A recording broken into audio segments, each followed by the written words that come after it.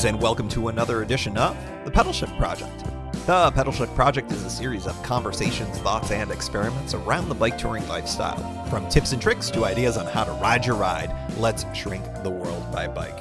Show notes and more are available at pedalshift.net/190, and you can email the show at pedalshift@pedalshift.net or call the voicemail hotline 202-930-1109 and check Pedalshift out on all the socials as well. Happy New Year! It is January 2020 as I sit here, and I'm very excited to be bringing you the 190th edition of the Pedalshift Project. My name is Tim Mooney, and it's going to be a really fun year. I'm very excited because we're kicking it off the right way. January is going to be very special because I've got an upcoming tour, which we'll be talking about later. And it's super special for this episode because I'm going to be bringing you something that has been requested and has been long denied to you. And that is more Mysterious James, my friend, my longtime friend, who we got into bicycle touring together. We were getting together recently and had one of our patented cabin getaways at my place in West Virginia. And we realized that we've been doing this for the better part of an entire decade. You know, all those decade retrospectives that we've been having, foisted upon us in everything from music to TV to whatever. Well, we realized that we could do that for bicycle touring. So we decided to talk about our thoughts on our decade of touring, the lessons that we've learned, and a lot of thoughts about the future of bicycle touring for us. So I think it's going to be a lot of fun. I think you'll enjoy this. If you're here, you probably want to know what or who Mysterious James, aka MJ, is. If you have not been with the show, as I mentioned, he's a longtime friend. Here's I'm going to read to you a post that I wrote on a blog that existed before Pedalshift ever came about. So here's Mysterious James. Here's the deal. MJ is an enigma wrapped in the riddle dropped in a box of Cracker Jack. MJ is a massive user of Twitter and other social media. MJ does not have an account on any of those platforms. MJ is a ghost, but not dead. MJ has been transformed by bicycle touring and now says hello to people, but only if he deems them odd enough to talk to. MJ is lanky and about the size of a small giraffe. MJ rides a surly long-haul trucker, the Cadillac of touring bikes, also a cult. MJ and I used to have similar jobs, but not really. MJ shall always be mysterious. Folks, here we go. Mysterious James and a decade of bicycle touring.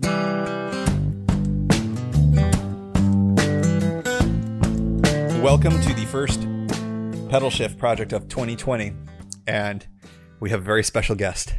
A very special guest who has been on the show, not a member of the Five Timers Club, but this is Mysterious James of San Francisco, California. Welcome, sir. Hello. One of our things, we are here at my cabin in West Virginia, and one of the grand traditions here is that we make greyhounds. I believe that was your idea? Yes, it was. From years ago. I'm going to push the mic a little bit closer to you. There we go. Yes, and you, I can't even remember exactly how that all went down, but it has become the official drink of MJ and Tim cabin weekends. So we decided that we were going to do this for real. You brought fresh grapefruit, and we juiced the hell out of that, and we have enjoyed our pre-gaming for this wonderful discussion with a fresh, wonderful greyhound. So thank you so much for bringing those. Yeah, my pleasure. So I think that the thing that we were talking about off mic, which I think is a good place for us to start, is the realization that we have spent the better part of the decade that just concluded bicycle touring, because you and I started around the same time, as I have mentioned on the show a million times. And I find that really intriguing that we have spent a full decade doing bicycle touring and just the evolution of all of that. And so I thought that would be a good place for us to start. This is a good chance to maybe kind of take a moment and peek back, sort of like at the top of a hill where we're looking back on where we came from. Mm-hmm. And I think that I just remember, both of us started off with the typical way, and the way that I think that you and I would still recommend to other people, that you start off with the gear that you have and just make sure that you kind of dig it and whatnot. And then both of us ended up really liking it. And now here we are 10 plus years later ish. And how many bikes do you own? 3. You own 3. I own 3 as well.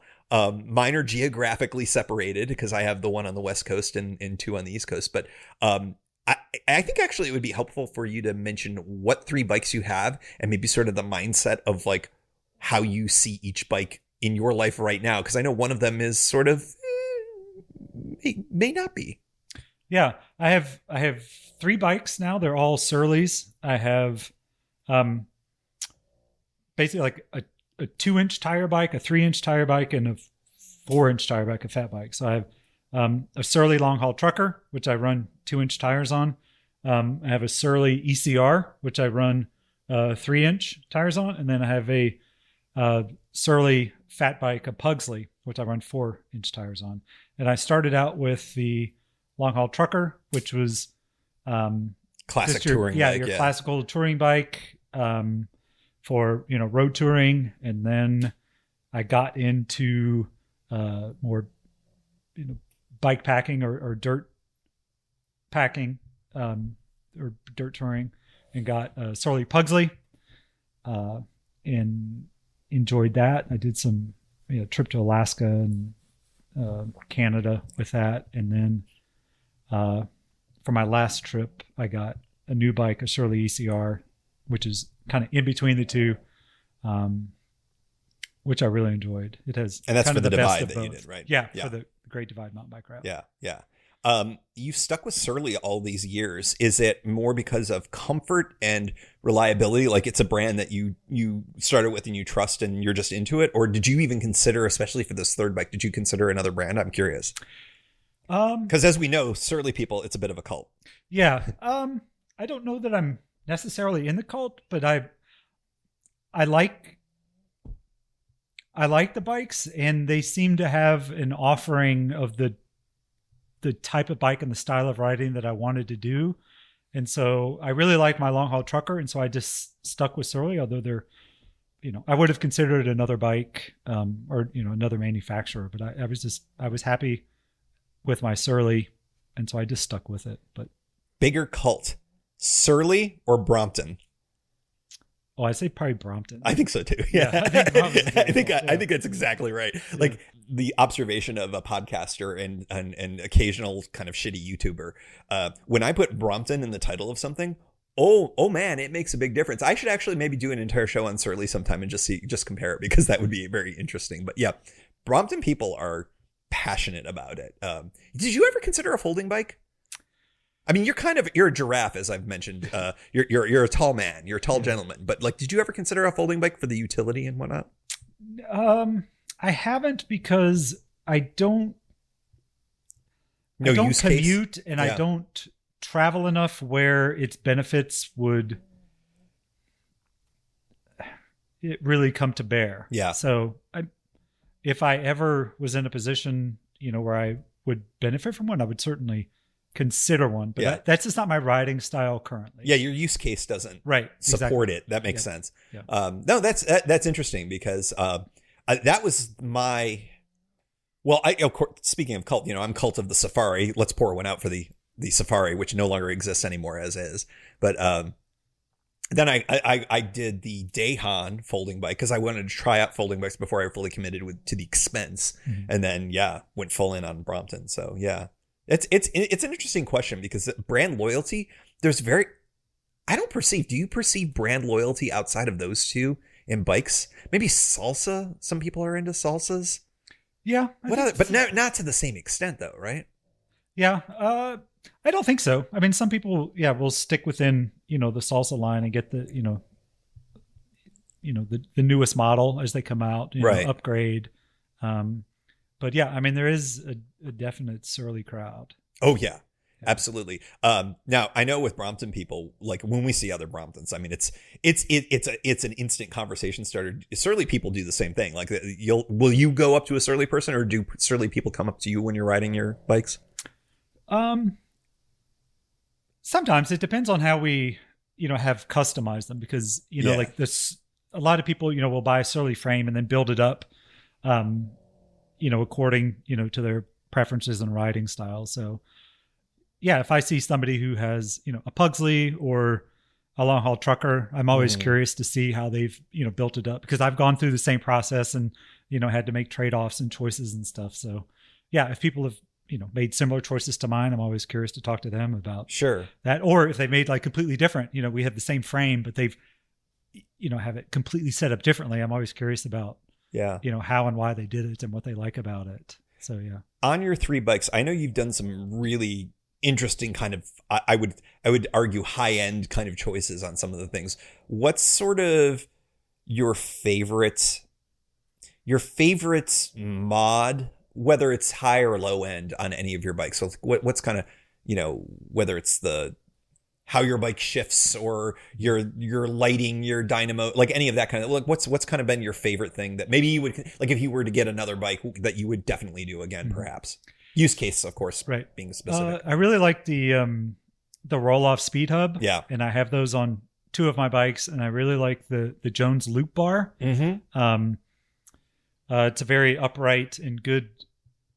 I really like the riding position, and it allows a lot of room beneath the handlebar to strap bed rolls and things. So I think that for all of my bikes, I think I'll always have a roll-off, and if not necessarily a Jones loop bar, but some sort of like sweep bar that allows me to, fashion my sleep rig below it.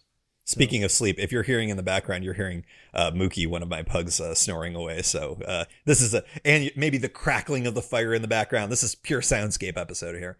I'm curious what you think. Would you, neither of us kind of like labels, but I think sometimes they can be helpful. Would you consider yourself more of a bike packer or a bike tourist? Or would you reject both labels? Because I feel like you and I are both a little bit more of a hybrid. You're much more leaning towards what I would consider bike packing in nature, but I'm curious what you think.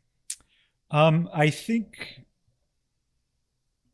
judging by the routes that I like to ride, I'm more in the bike packing. I like to, to ride on dirt, and, away from traffic and more in remote areas. But as for like the rig that I ride and how I have it set up, I'm kind of a hybrid in that I have a rear rack with Ortlieb panniers, and then a front roll. And so, yeah, the routes that I take are dirt and off-road, but I kind of have a hybrid setup. Yeah. I don't have the full bike packing setup. The saddlebag and all that. I don't have a saddlebag. Have you been tempted to go that route, or what's sort of your take on that? I prefer. Mookie is bored as fuck. Yeah. Snoring away here.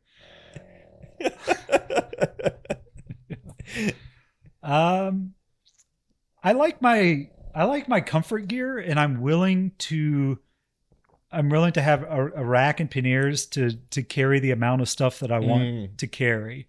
So yeah, I don't go for speed. I don't go for huge distances. I like to ride. I think you achieve both, though. I think you do pretty well from my perspective. I think the mileage, you will do century rides loaded in a day in the past. I've noted. I've done that. I didn't enjoy it. It was way too much for me. I don't know. I mean, on dirt, depending on the terrain, pounding out 50 or 60 miles is plenty for me. Yeah. And I've been able to do that with, kind of a hybrid setup with a rear rack and panniers. Yeah. And so, one thing that has happened throughout our decade of doing this is we are not the same age. Yeah. We are 10 years older. And one thing that you noticed that you brought up with me, and I too have noticed, is that our bodies react differently to touring now than when we started. And you've been experimenting with some supplements here and there that I think it's interesting as sort of like an experiment. And you may not remember the names of them. Yeah, neither do I. Yeah. But like, maybe we don't need to get into the specifics of it, but I'm just curious, like, how have you dealt with supplements included, dealing with our aging bodies as we continue touring. Like what's been sort of your approach to that? And I feel like that you do a better job of doing research on such things, finding solutions and finding things that work. I'm curious what your process is with that. Yeah, well, I found that I now benefit from taking like an Aleve in the morning before I start riding and Aleve in the evening. Like you pregame the Aleve. Yeah. And that's really worked. And recently I started taking it's called citrulline. And it's good for like cardiovascular health and circulation. And I've found that, at least with me, it's really helped with some of the muscle fatigue at the end of the day. It's really helped my sleep at night. Like I'm not as sore. And also take electrolytes at night so I don't get like the cramping at night, because I think chronically dehydrated. Do you not take them during your ride? I tend to take them at night, or like when I'm done riding. Post ride, post ride. Super important. Yeah, because when I don't, it really affects my sleep, and that it just carries forward, into the next day. Oh yeah. And so I really try to get a good night's sleep. So yeah, taking an Aleve and electrolytes. Yeah. You would recommend, it wasn't the citrulline, it was one of the other supplements, and I'll put that in the show notes because I'll look it up, that I took. I bought a bottle of them. It was like $10. It was super cheap. I was like, what's the worst that could happen, And I did actually notice that it was helpful for post-ride recovery. So I'll throw those in the show notes so folks can read that, because, and of course your mileage may vary with all of this, but I'm the same. I use Advil. I don't have a preference, Advil or Aleve, but like, do you choose Aleve for any particular reason? It's a different drug, of course. Yeah. No, I think it's probably just what I had on hand. Yeah. I tend to be an Advil person, and I'll do that at the end of the day. I don't pregame. I haven't felt the need to do that. But let me tell you, did I tell you the story about my electrolyte pills on the Missouri ride? No. On the Kiddie Trail? Okay. Michigan guys, if you're listening, you this is the campsite where you first saw me. Thankfully, you did not see this. So I'm at the end of a very hot day, and I had been taking electrolytes through the day, and there were times I was so out of shape that I was like lying on the trail. It was like 98 degrees and our usual, like, why are we doing this to ourselves kind of weather, right? And so I get out and I pitch my tent and everything, beautiful little campground. There's, just a great little spot.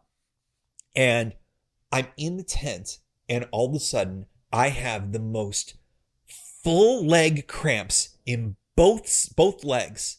And I reach for my electrolyte pills because I usually have them next to me in the tent, and they're not there. They're back in my frame bag, in my bike, locked up to the picnic table. It's not stopping.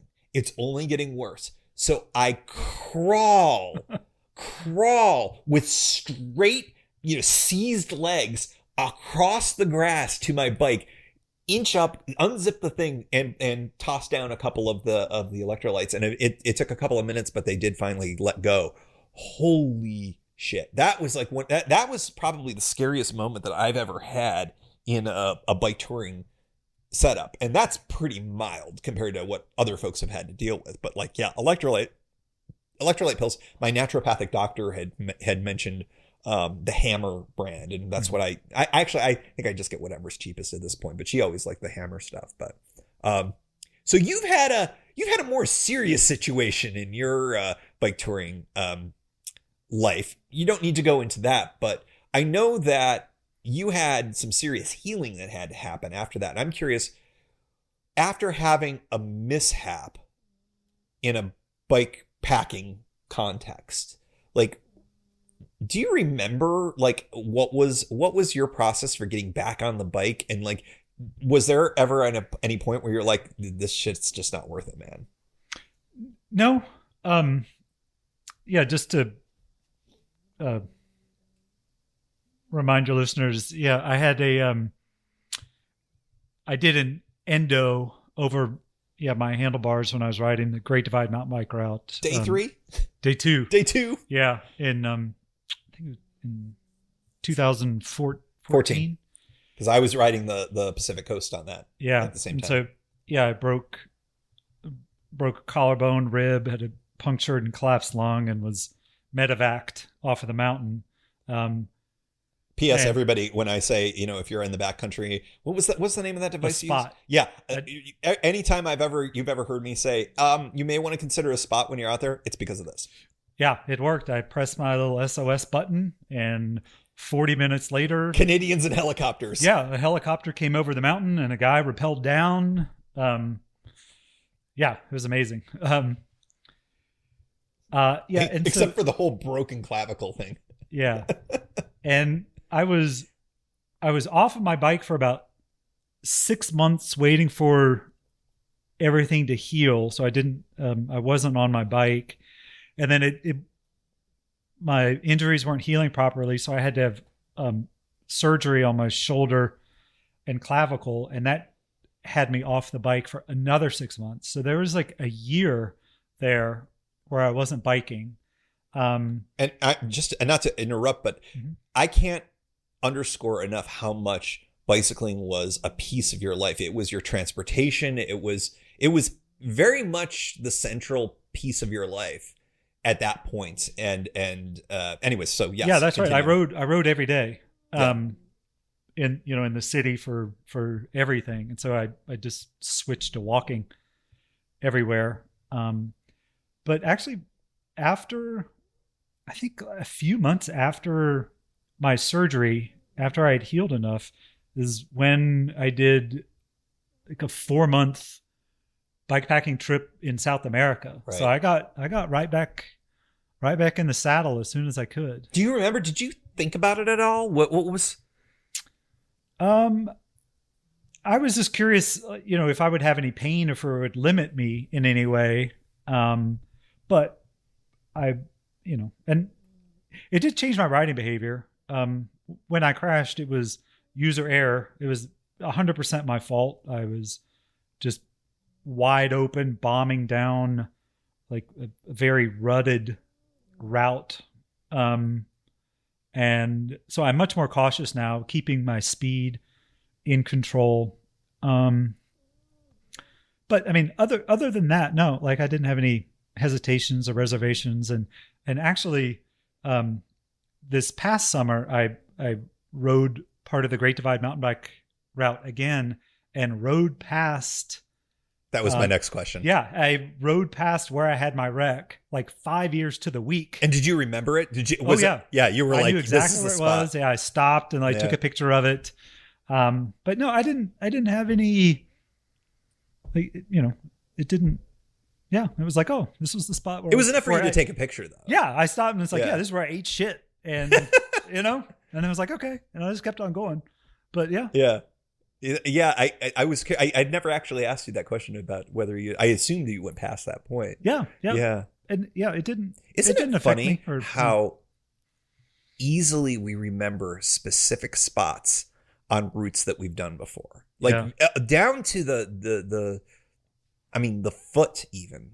For me at least, I don't know if you have that same. I mean, at least in this instance, you did. Which that was a pretty spectacular memory point for you. But do you have that for any other spots of routes that you do? I know you do the California coast route quite a bit. Yeah, actually, it's interesting. Like I will remember, like what I was listening to. Yes. Like with music or a podcast. Yes. Like sometimes I'll, on the Pacific Coast, which I've ridden several times, like. Like I'll round a corner or I'll be bombing down a hill. Mm-hmm. And I will remember like this specific podcast that I was listening to. Yeah. So it's as though the memory is embedded in some sort of like geographic and physical aspect. That when I'm in that physical space again, it's like these memories are triggered. And, most of the time I'm listening to something and like that's the memory that returns. I have a very similar thing, and it can be with podcasts, but it's typically what's most fun is music.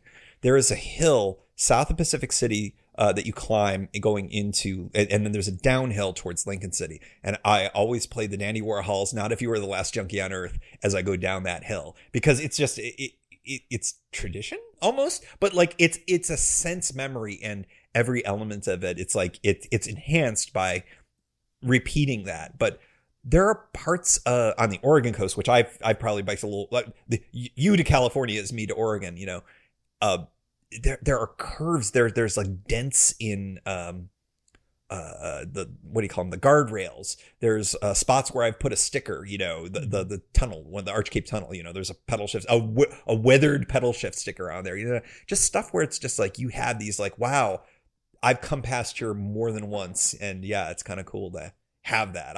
That's one of my favorite elements about redoing a route.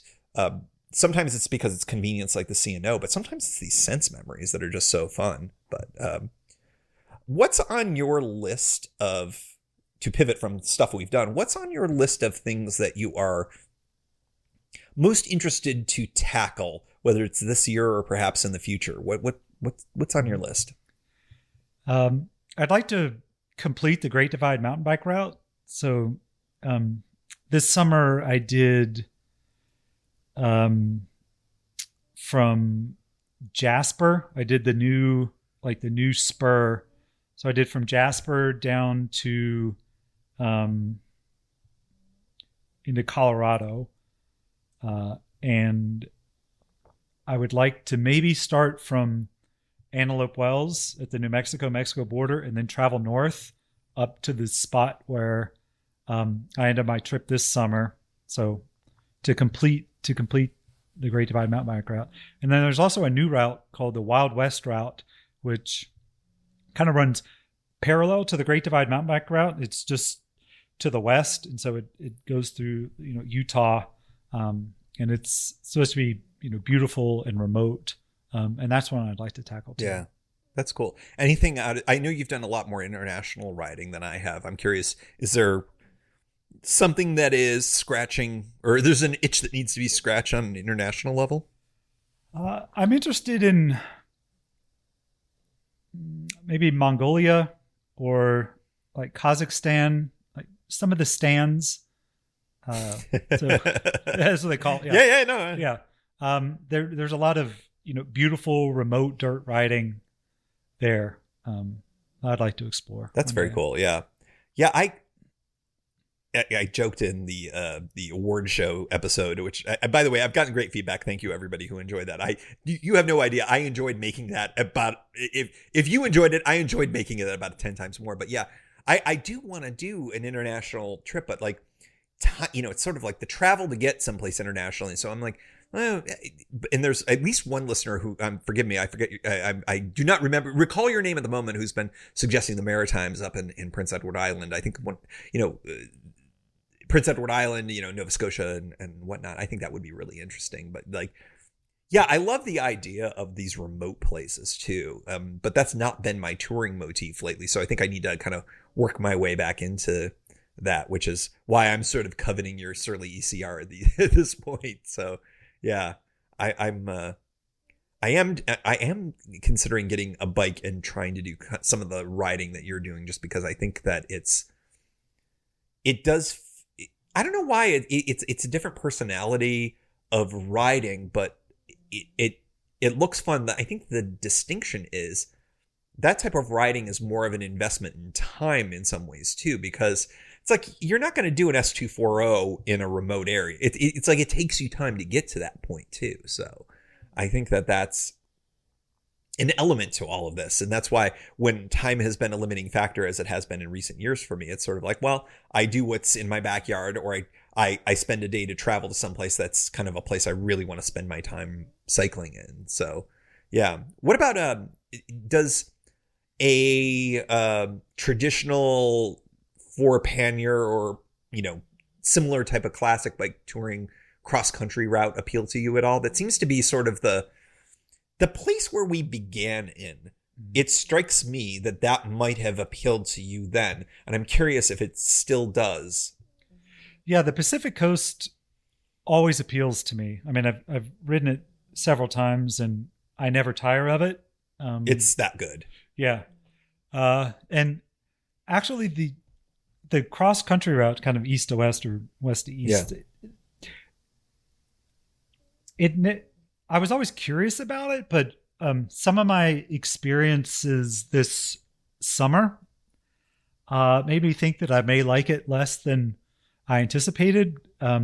Heat, exposure, headwinds. Yeah. I had some really, really tough days in southern Wyoming with, probably 20 to 25 mile per hour crosswinds. Luckily, they weren't full on headwinds, but yeah, it was enough I just cursed the wind in just long, flat stretches of headwinds that they really get to me. Yeah. Like everyone has their thing. Yeah. Mine's heat. Mine had been heat, Yeah. but now I've added headwinds and crosswinds to that list. Like I had that in Ohio, and I had a day to burn because I had built a extra day because I had traveled fast enough and whatnot. And yeah, I did a short day because of headwinds. I was the same way. Yeah. Stealth camped in a town and next to a cemetery. And yeah. I was ready to quit every day, multiple times a day, just because of the headwinds. It's like, I don't necessarily struggle so much in cold or rain or climbing, but man, heat and now headwinds. Oof. I'm curious. You're one of the things that you talked about is completing the divide. Would you consider yourself a completist when it comes to rides, or are you just sort of, I guess the flip of that would be just the experienceist, that it's like, okay, this ride from point A to point B was awesome. I'll go with that. Yeah. I wouldn't consider myself a completist. I think the reason I want to finish that ride is because like different segments of that route are so completely different. Like, the New Mexico portion of the route is completely different than the Canadian section. And I've done the Canadian section, maybe 2 or 3 times, and it's beautiful. But I really want to experience the divide, basically like the New Mexico section of the divide. And it's not to complete it. It's just to have the New Mexico experience. Sure. Of it. Yeah. What's your perception of the distinction? I mean, terrain obviously is going to be different, but what's your perception that would be the enjoyable elements of that? It's wide open, in that it's, desert, much more desert. The weather is different. You have to, maybe contend with mud depending on how bad, the rain has been recently. It's just, different challenges. Yeah. And I met a lot of people on the divide that said that the New Mexico section was their favorite. Interesting. And it's hard for me to fathom that anything could be better than like the Canadian section. But I mean, a lot of people love the Canadian section and said New Mexico's even better. And wow. I want to see it. Yeah, that's it. That's surprising to me. I mean, New Mexico is beautiful. I mean, I've never been. So I've been to New Mexico. I traveled extensively in New Mexico by car, but I've never cycled through it. And one of the things that I've sort of toyed with is the Southern Tier route as a possibility at some point, and of course that goes right through the teeth of New Mexico. So yeah, it would be kind of interesting to experience it by bike, because I think you probably agree with the sentiment that travel by bike is substantially more enjoyable than by vehicle, just because of what you get to experience and do. Yeah, that's my strong preference. Yeah. Tons of people do not have 10 years of bicycle touring experience, such as you, sir, that listen to the show. And I'm curious if you ran into somebody on tour who they've got their brand new squeaky clean, bike and, brand new touring gear. And they're like, James, what is the one piece of advice you would give me? What do you have a sense of what advice and the answer, maybe you have no advice, but I'm curious. There's a cliche to ride your ride. And I think that that's true. I mean, everybody does it their own way with the gear that they have or the gear that they acquire. And I mean, it's such a personal thing, like, why people are drawn to it, like the specific routes that they choose, like, the bike that they ride, the gear that they have, the miles that they do, like, and it's just so personalized. Yeah. And just, it's just, figure out, what makes you happy and just do that. Yeah. Did you find there was any resource or person or whatever, or did it, when you were learning, or did you just kind of piece it together idea by idea? I'm curious how you approached it. I think the Crazy Guy on a Bike, that website, just, exploring everyone's personal journals and, their photos and trip reports. And then, at the time, there were a lot more like individual blogs where, people would have blogs of all their travel. And, so mine was more, through the internet and through forums and stuff, rather than a lot of, in-person stuff that, you were we were kind of exploring this stuff at the same time. Exactly. Yeah. But I didn't know anyone else in meat space that did this. And that's how I learned about it, is basically through the internet and through Crazy Guy on a Bike in particular. It's just a wonderful resource. It really is interesting how, that, and there's other resources in addition to Crazy Guy, but like that amalgamate how much people are willing to share in this broad community about their experiences and whatnot. And, I see that in all sorts of different places as well, whether it's Disney theme parks and Reddit threads on that about, go to the park at 7 a.m. and do this. It's the same, it's interesting to me that there's these broad swaths of communities that do it. But in bicycle touring, it is deep and very informative and very helpful. And I think that, I love how freely people share that information. It's and really great.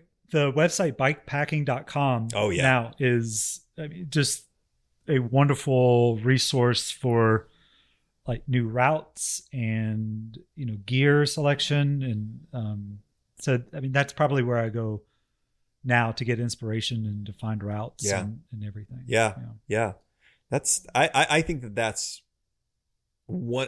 Sir, every time I talk about bikepacking, people who know it are like bikepacking.com. That's where you need to go. You tend to, like me, bike solo for the most part, with some exceptions. I'm curious if that is an active choice or a passive choice that you think. I think for me, it has been an active choice. And when it comes to cycling with people, like, honest to God, you are the only person that I would consider cycling with. And I don't know why. It's just, I think that we're well suited to travel together. But it's like, I've had people who have offered, I'd love to ride with you for a couple of days or whatever. And it's like, no disrespect to anybody that's ever offered this. It's awesome and cool. And I appreciate the offer, but it's like, for whatever reason, I just sort of actively prefer riding solo. Are you in that headspace as well? I know that's what you tend to do, but I'm curious if that's what you choose to do. Yeah, I think it's probably a function of two things. I don't particularly like to ride in groups, in a group being maybe three or more. Yeah. I think just the group dynamic, I'm just sensitive to group dynamics, and I'd rather do my own thing.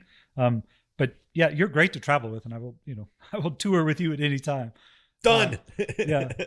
And so it's that. And then also it's really hard for me to find people like with the same like flexibility and time and want to do the same routes that I want to. So, like I like to take, a month or two and take a trip, and I just don't know anybody, who's able to, take off a whole summer to travel. So, so it's, if I want to do the types of rides that I want to do, I just start out solo, and a lot of times I'll meet up with somebody and travel with them for a few days when everything aligns.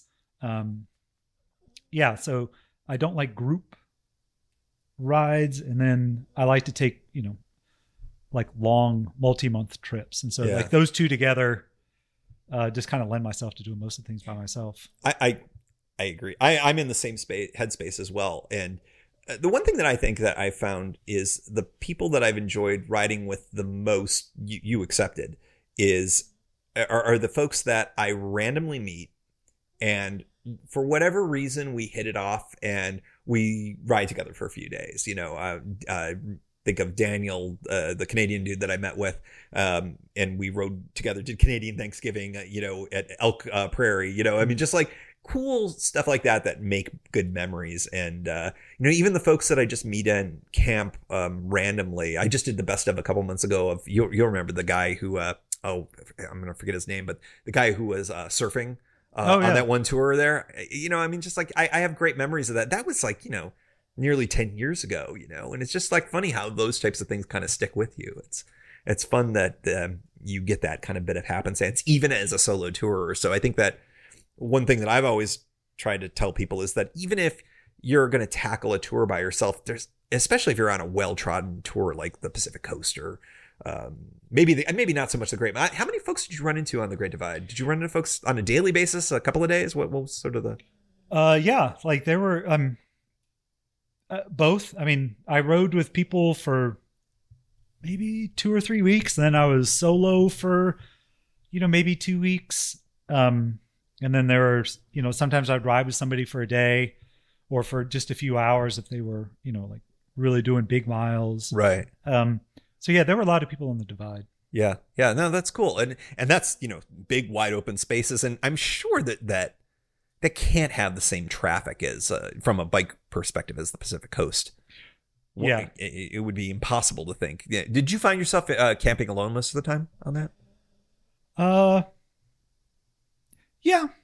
I was probably by myself for maybe two thirds of it. And then other times I was riding with somebody, or I was in an established campground, right, where there would be 3 or 4 cyclists, some going northbound and some going southbound, and then some people are doing like big miles and some people are doing short miles. But, I find it interesting because there's lots of folks that I'll see on certain platforms that it's like they're holding themselves back from doing a tour because they're seeking out a partner or a group to like kind of ride with. And if that's the only way they feel comfortable riding, I would say, wait for it, do it, ride your ride, as we say. Mm-hmm. But like, I also worry that there are folks that maybe miss out or choose to have that be a barrier to entry to a tour when, go ride. You will find people who, by the way, you have something in great common with them. They happen to be bicycling the same route that you're doing at the same time. And, I can't think of anything more in common than that, so I feel like we've done, by the way, MJ is always a little worried getting on the microphone, folks. And I think that you'll agree that he kicks some ass on the show. So any kind of like last thoughts about what do you think your next decade? We've been doing this for 10 years ish. What's the 2020s looking like for you? Well, I know that seeing the world from the seat of a bicycle is how I like to see the world, and I don't see that changing. So I don't know how that's going to play out, but I think that the travel and the exploration that I do will continue to be by bike. Yeah.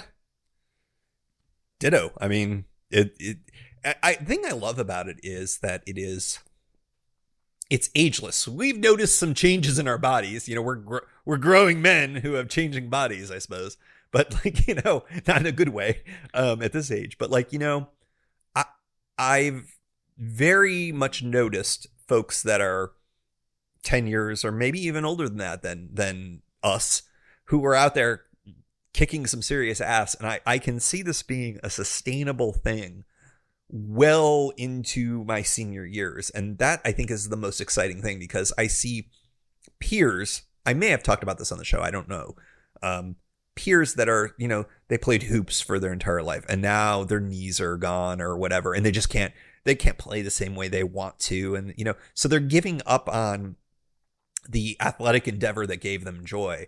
And I feel like I'm just getting warmed up, and that I think this is going to be something that's going to be with me for as long as my body will put up with it.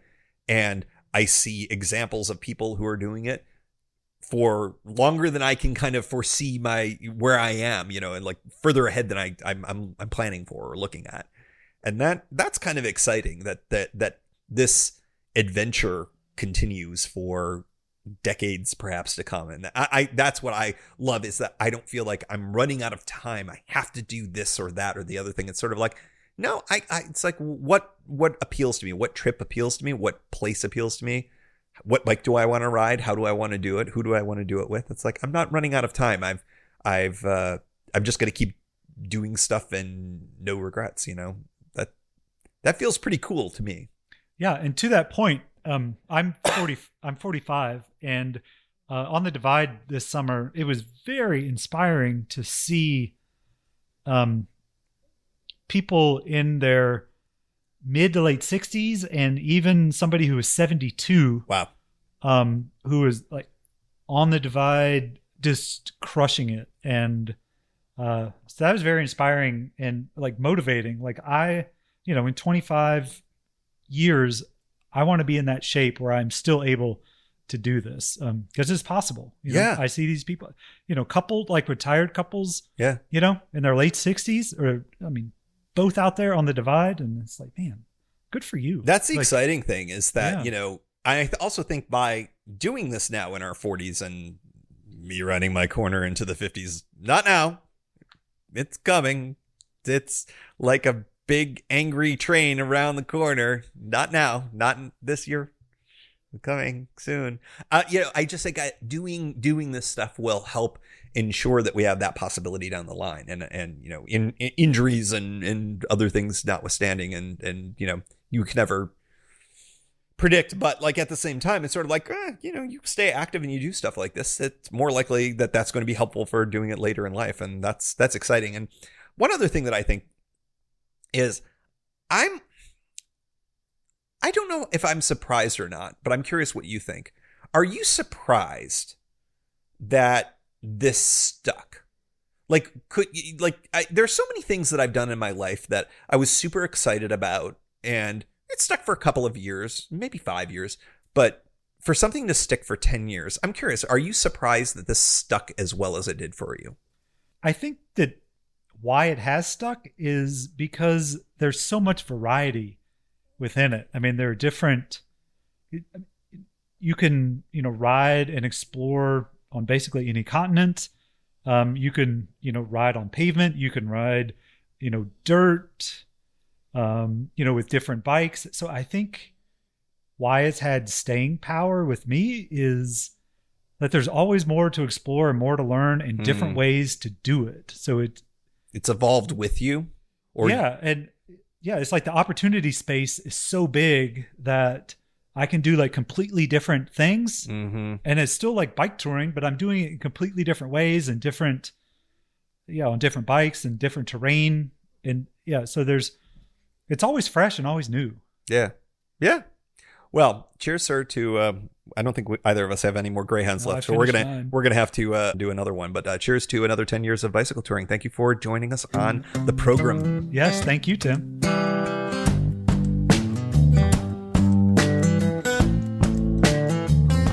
I would like to thank Mysterious James for being a part of the 190th episode of the Pedalshift Project. I think you can all agree that he is a fantastic guest and very interesting and brings a lot of great stuff to the show. He's always a little reticent to come on, but as we discovered, a couple of Greyhounds and we are off to the races. So much so, it does not end here. January is the month of Mysterious James. We have 2 more episodes coming at you featuring MJ. We get competitive after another drink or so. By the way, we recorded these all at once. And we do something that's never been done before on the Pedalshift Project. So first up, next week, episode number 191, we are beginning a brand new tradition. It was that good. The Pedalshift Bike Touring Draft, where James and I draft components for a fictional tour, and you get to vote on who picked the better components for a bicycle tour. If you're into the sports ball, if you're into fantasy sports or anything where there are drafts of players, this is what we did. It's all around bike touring. If you don't care about sports at all, but do care about bicycle touring, you will love this just as much. We'll talk about the rules next week, but the fun part is you get to decide which one of us did better, and we'll have voting on that next week in episode number 191. But it does not end there. The week after that, in episode number 192, we did something similar but different. We both chose a poker full house hand of 5 touring routes. If you know anything about poker, a hand, a full house, is 3 of a kind and 2 of a kind. So we picked 3 Adventure Cycling Association routes, and 2 wild cards, and you, the gentle listeners, will get to decide which one of us has the better hand. That's all coming at you in 2 weeks in episode number 192. January is super fun. These are great episodes. I'm super excited to bring them to you. But it is even better than that because it all leads into my next bike tour, which is the Kessel Run in Central Florida. I will be doing a preview episode in 3 weeks where we will preview that end of the month tour and the excitement all around that. A Brompton tour across Central Florida that includes a little bit of a visit to the new Star Wars land at Walt Disney World, which will not be much of a part of the show, will not be part of this, but I might do something a little bit special as a sidebar for anybody who's interested in that element of it as well. So look for that in 3 weeks, an episode, let me see, I think it's a 193, but you'll have to check back with me on that. Hey, how's that for a 2020 start?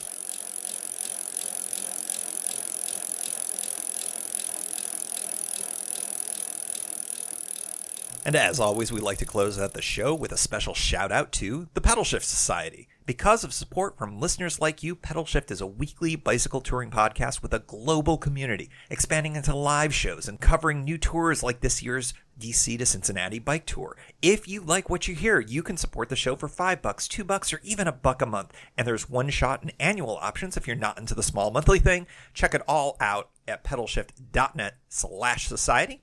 On to the society. Kimberly Wilson, Caleb Jenkinson, Cameron Lien, Andrew MacGregor, Michael Hart, Keith Nagel, Brock Dittus, Thomas Skadow, Marco Lowe, Terrance Manson, Harry Telgadas, Chris Barron, Mark Van Raam, Brad Hipwell, Stuart Buchan, Mr. T, Roxy Arning, Nathan Pulton, Stephen Dickerson, Vince LoGreco, Paul Culbertson, Scott Culbertson, Cody Floerchinger, Tom Benenati, Greg Braithwaite, Sandy Pizzio, Jeff Muster, Seth Pollack, Joseph Quinn, Drew Porter, Byron Patterson, Joachim Robert, Ray Jackson, Jeff Fry, Kenny Mikey, Lisa Hart, John Denkler, Steve Hankel, Miguel Quinones, Alejandro Avilés-Reyes, Keith Spangler, Greg Towner, Dan Gebhardt, Jody Zeranin, Lucas Barwick, Michael Baker, Brian Bechtold, Reinhard Biggle, Greg Middlemas, Connie Moore, William Goffman, Brian Benton, Joan Churchill, Mike Bender, Rick Weinberg, Billy Crafton, Gary Matushak, Greg Latois Lopez, James Sloan, Jonathan Dillard, John Funk, Tom Bilch, Ronald Paroli, Dave Roll, Brian Hafner, Misha LeBlanc, Ari Messenger, David Grotke, Todd Grosbeck, Wally Estrella, Sue Reinhardt, John Lecco, Stephen Granada, Philip Muller, and new to the society, Kevin Olhausen and Robert Lackey. And thanks also to all past and anonymous contributors for helping make the show happen. Thank you for joining. You can find Pedalshift at pedalshift.net for more great bicycle touring content. You can hear the Pedalshift project through Apple Podcasts or your favorite podcast app. Opening music courtesy of Jason Kent off his self-titled album. The track is called America. Check out his band Sunfield's latest release, Mono Mono, wherever cool music is available.